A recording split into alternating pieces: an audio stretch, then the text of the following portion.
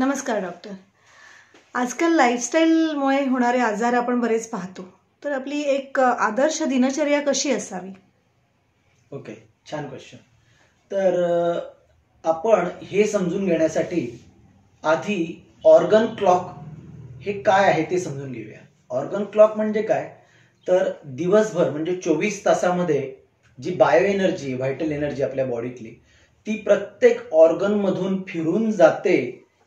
ते प्रत्येक वेगवेगळ्या 2-2 तासामध्ये कशी ती फिरून जाते याचं जे रिलेशन आहे ते ऑर्गन क्लॉक मध्ये डिफाईन केलेलं आहे.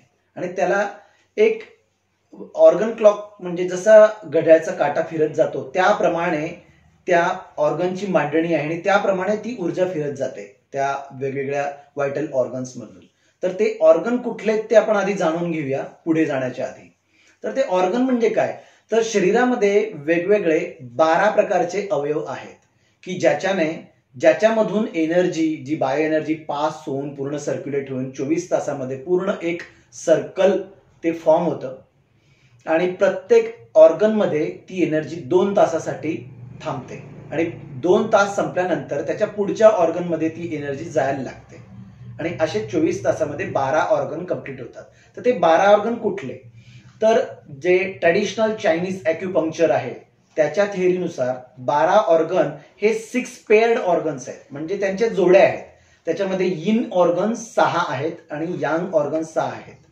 तर आपण ते कुठले ते बघू. ते एकमेकाशी पेअर्ड आहेत, कनेक्टेड आहेत. तर यिन ऑर्गन त्याला म्हटलं जातं की जे कंटिन्युअसली वर्किंग ऑर्गन आहेत, जे कायमस्वरूपी काम करतायत. 24 तासामध्ये ते कधीच थांबत नाहीत, कायम त्याचं फंक्शन चालू आहे. आणि एक आहे यांग ऑर्गन्स, जे इंटरमिटंटली वर्किंग ऑर्गन म्हणतात त्यांना. म्हणजे ते ज्या वेळेस आपण जसं खातोय मग पोटात अन्न गेल्यानंतर ते पोटाचं काम चालू होणार आणि 2 तासात पोटातून अन्न बाहेर निघून जाणार. म्हणजे त्याचं फंक्शन मग नंतर कमी होतं, हळूहळू बंद होतं कमी होऊन. तर याला म्हणतात फंक्शनिंग. आता आपण 6 पेअर्ड ऑर्गन बघूया. जसं फॉर एक्झाम्पल लिव्हर हा एक यिन ऑर्गन आहे, तो गॉल ब्लॅडरशी म्हणजे पित्ताशयाशी कनेक्टेड आहे.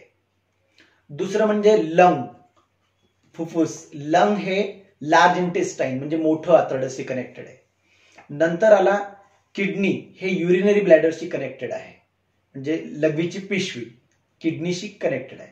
नंतर आला पेरिकार्डियम, म्हणजे हार्टचं कव्हरिंग आहे. तर पेरिकार्डियम हे ट्रिपल वॉर्मर त्याच्याशी कनेक्टेड आहे. नंतर हार्ट हे स्मॉल इंटेस्टाईनशी कनेक्टेड आहे. आणि स्प्लीन हे स्टमक, म्हणजे प्लीहा ही स्टमक म्हणजे पोटाशी कनेक्टेड आहे. तर आपण हे जे संबंध आहेत त्याचा अभ्यास पुन्हा करूया पुढे जाऊन.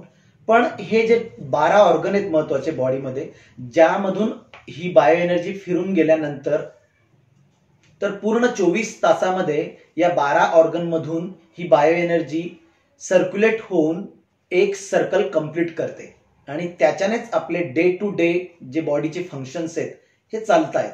त्यालाच आपण लाईफ म्हणतो शॉर्टकटमध्ये. तर आपण बघूयात की या 24 तासामध्ये या कुठल्या कुठल्या ऑर्गन्समध्ये कशी एनर्जी फिरते. फॉर एक्झाम्पल आपण धरू की पहाटे 3 वाजता बायो एनर्जी ही लंग म्हणजे फुफ्फुसात एंट्री करते. ती तिथे 2 तासासाठी थांबते म्हणजे 5 वाजेपर्यंत आणि नंतर ती लार्ज इंटेस्टाईन म्हणजे मोठं आतडं याच्यामध्ये एंटर करते. आता आपण बघूया 3 ते 5 याच्यामध्ये पीक आवर कुठला आहे, 4. पहाटे 4 वाजता लंग मध्ये एनर्जी खूप मोठ्या प्रमाणात असल्या कारणाने बऱ्याचशा आपण बघतो की अस्थमाचे अटॅक किंवा आपण ज्याला दमा म्हणतो त्याचे अटॅक जे पहाटे 4च्या सुमारास जास्त ऑब्झर्व केले जातात.